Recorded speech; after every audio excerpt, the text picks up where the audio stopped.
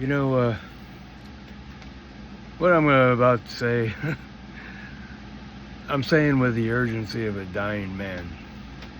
Not that I'm gonna, or not that I feel like I'm gonna die or anything.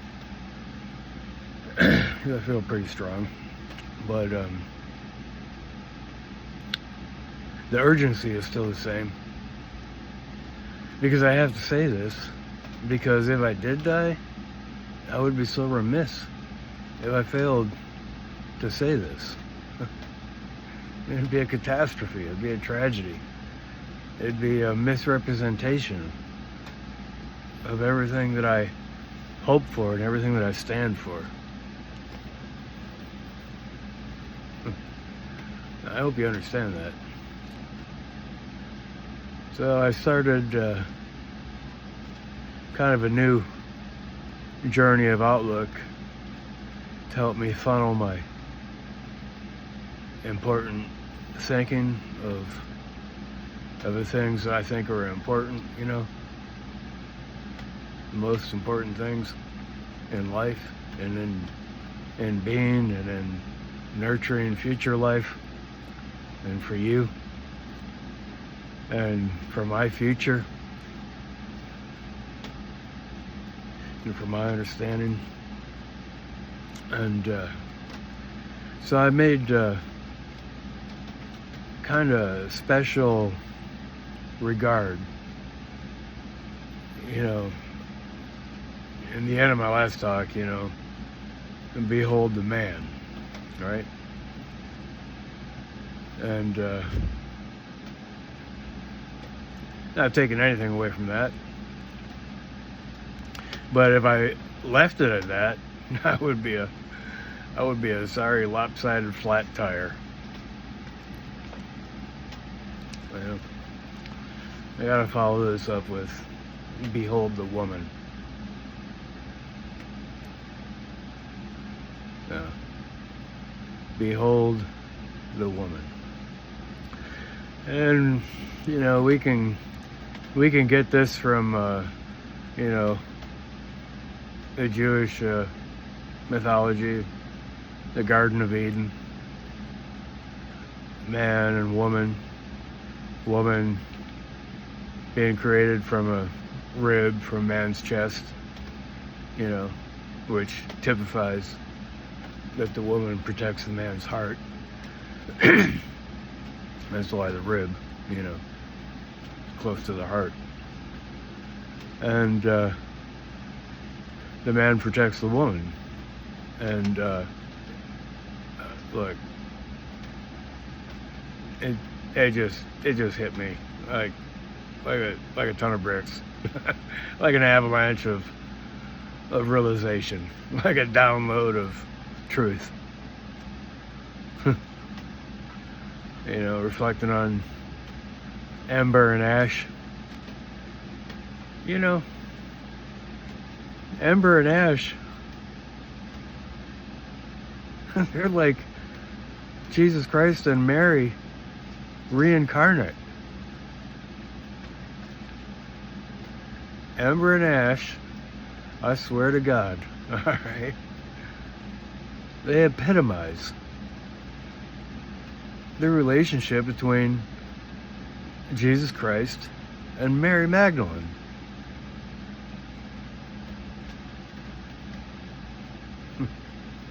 You know, Jesus loved Mary, and Mary was the first person that Jesus ever spoke to after the resurrection in the story.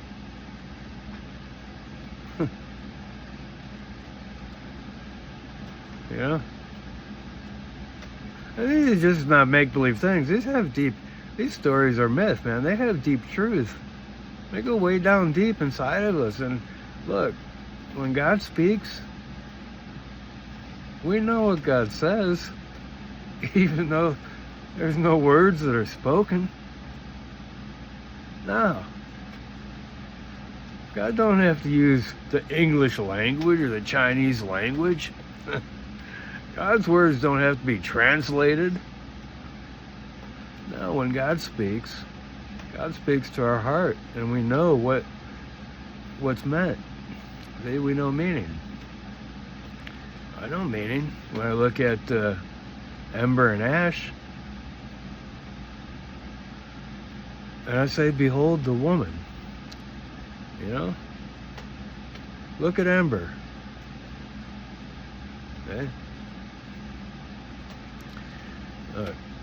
If you there's a lot of references in history and stuff that are about Jesus and his activity, you know, that's not, you know, just recorded like in the four Gospels: Matthew, Mark, Luke, and John. All right, and there are other writings, including the Gospel of Mary, which we have part of it. You know, look, the Gospel of Mary didn't fit into a patriarchal society. And some of the other things that has been you know, recorded of Jesus, of what Jesus said, and his relationships and stuff like that. It's not all just, you know, it's recorded elsewhere too. You know, we talk about the historical Jesus. You know, we can look at the historical Jesus. You know, we got the books. We discovered them.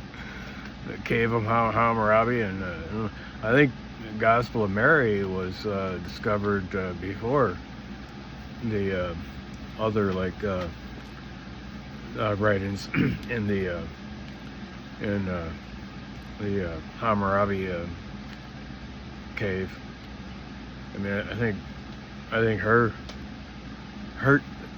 a transcript of what she said, you know, was uncovered.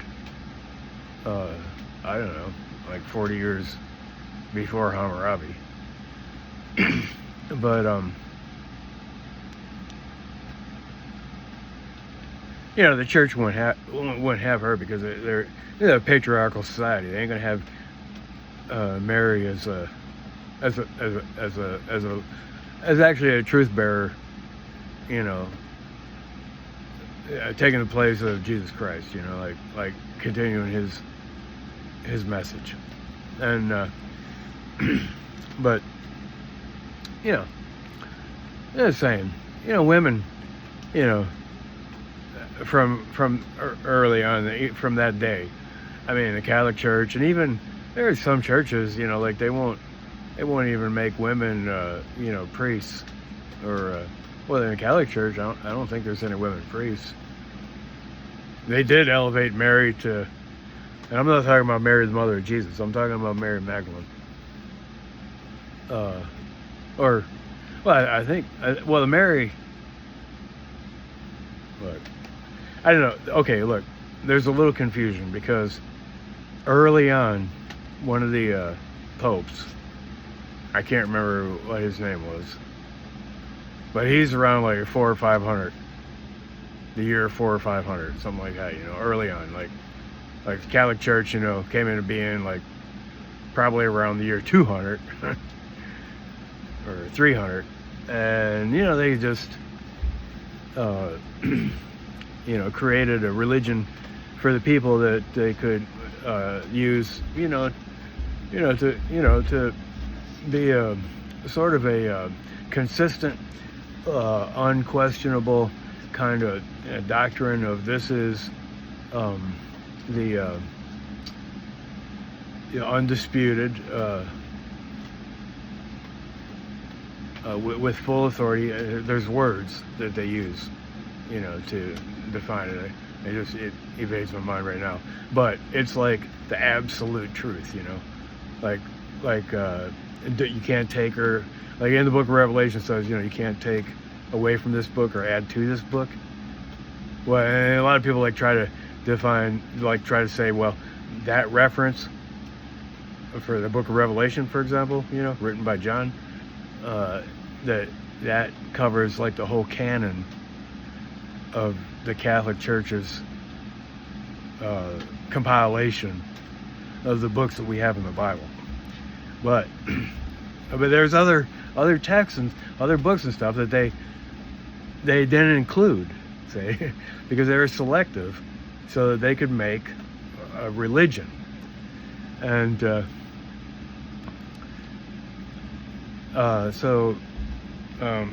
of these books have been recovered, and I think when I was little, I think it was in the 70s.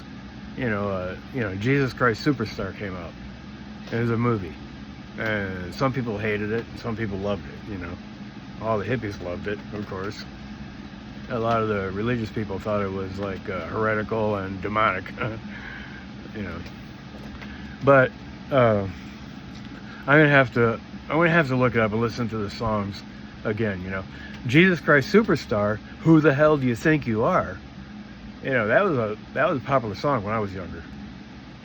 And but in that movie, the different persons represented, in the story of what happened early on, and like that. Well, Mary talks to Jesus.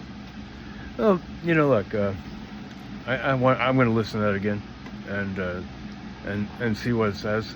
I think it'd be very meaningful, especially now since I'm thinking about it with intention and intense kind of feeling. And but the correlation between Jesus and Mary and Ember and Ash really drives something home for me, because the way that Ash protected Mary is just like the way that Jesus protected Mary. Okay? And then when Ash got caught in the trap, and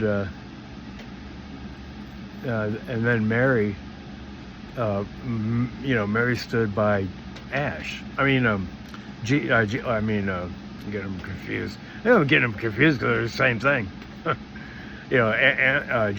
Mary stood by Jesus. She never left his crucifixion. All the other disciples left, but not Mary. See, you have to understand that. Mary didn't leave. Everybody else left, not Mary.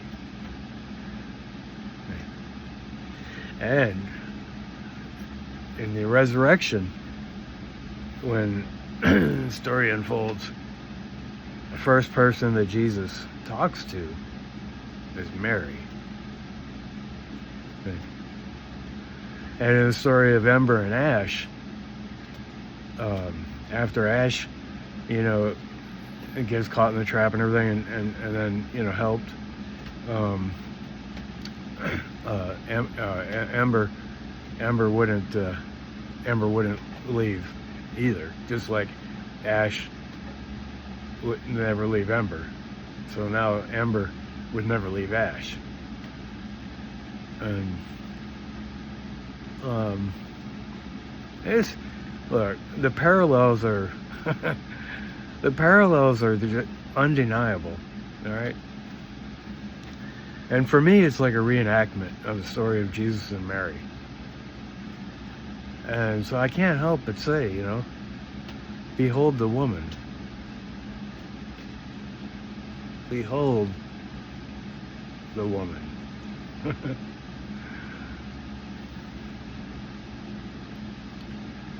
Yeah. I hope this just don't sound like a bunch of fluff or anything. It's really deep. It's really true. And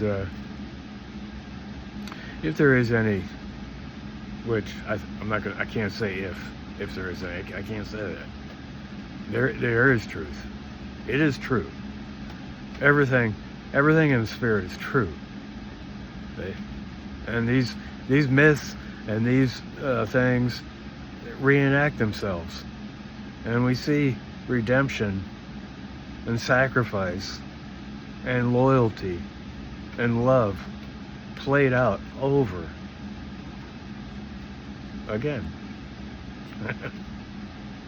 I was going to say over and over again. It don't happen all the time, all right?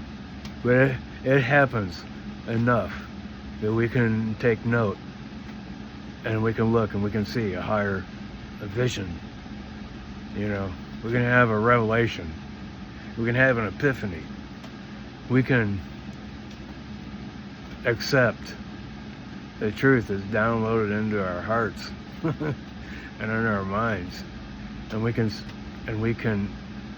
surrender to that truth, and it can transform our lives. Okay? Your life can't be transformed without an appreciation for a woman. Okay? There's a song. I have to look this song up too.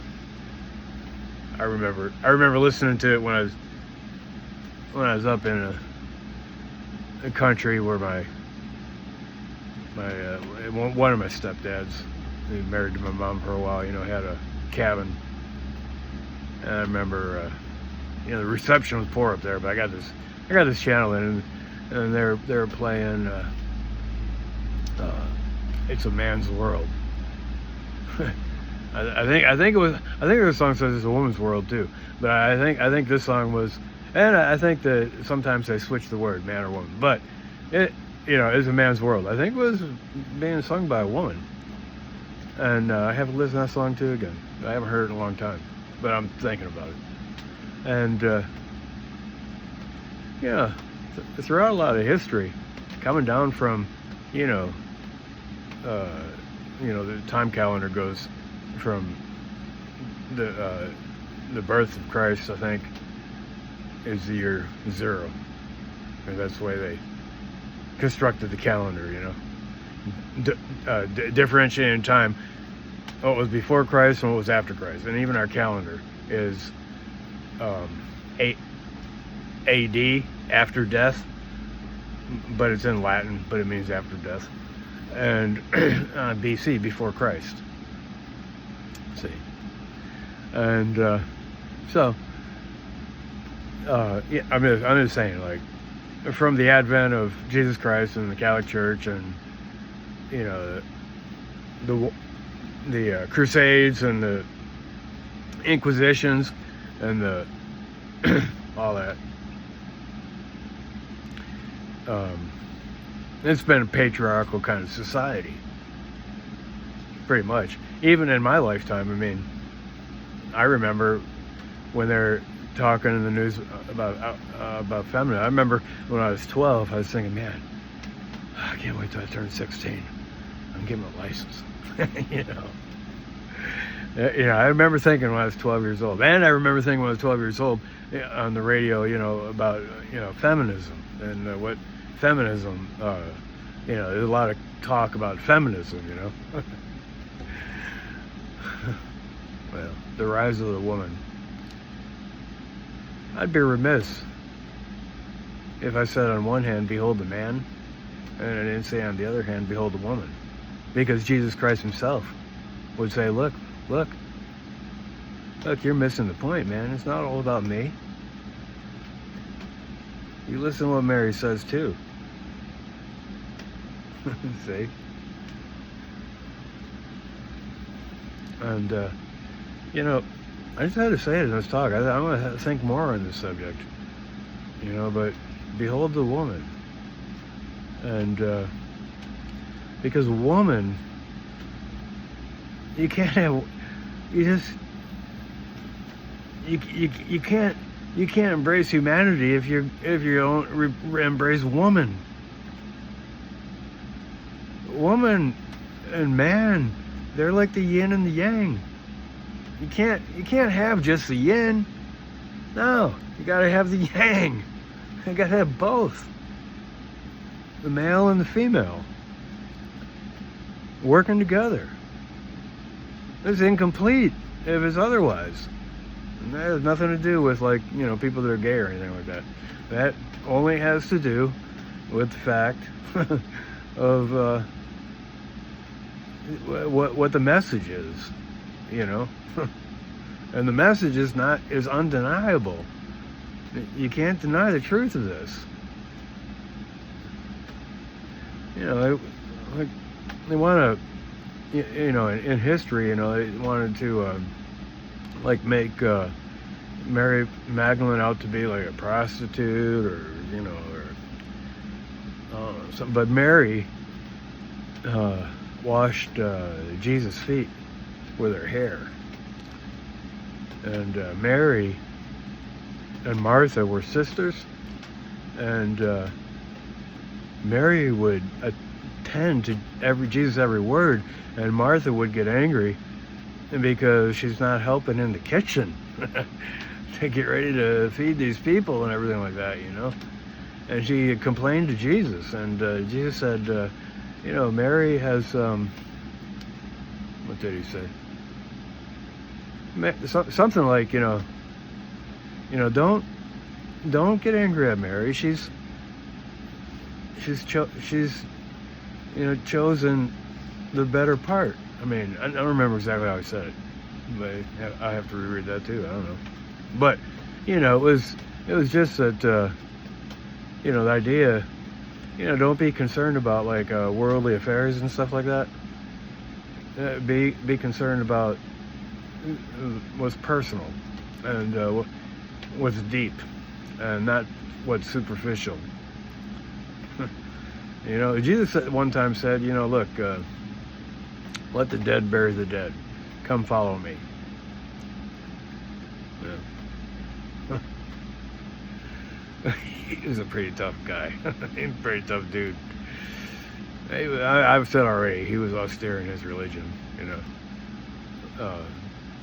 And look, man, when I say religion, I'm saying it's the only way I can describe, his motif.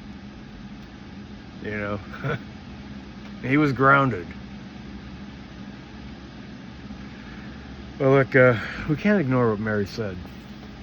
And I'm going to read the Gospel of Mary again. I have the Gnostic Gospels, and a book with the Lost Gospels and stuff like that. Well, I know I have a book called Lost Gospels. If it hasn't been stolen from me, I can still find it. Some of my favorite books, I kept in a certain place, and some of them I loaned to other people, and I never got them back. But I don't have a lot of them anymore for some reason. I don't know why. But it's funny, some people would take books just so they can sell them online for a few bucks. Now, I got a sentimental value with my books. I mean, But yeah, it's the story of Ember and Ash. Right? It's just like the story of Jesus and Mary. You think about that. You make that connection. If you don't do that, if you don't look into that, you won't understand what I'm saying. But, there's a saying, some things can't be taught secondhand. Right? Some things can't be taught secondhand. What I'm telling you is only suggestive. And what I'm telling myself is only suggestive. I have to dive deep into it again and revisit the truth, and let that truth soak into my spirit and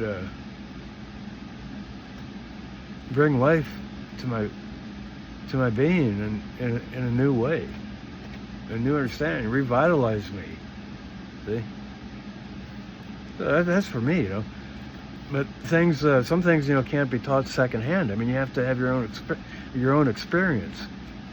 You have to love.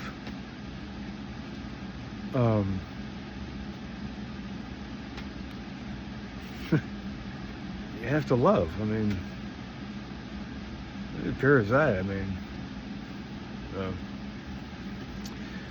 but I just needed to say before I, go to sleep tonight. I just feel bad if I didn't just at least say, in conjunction with "Behold the man, behold the woman." So for now, I'm going to leave it at that. Behold the woman. All right? All right, bye.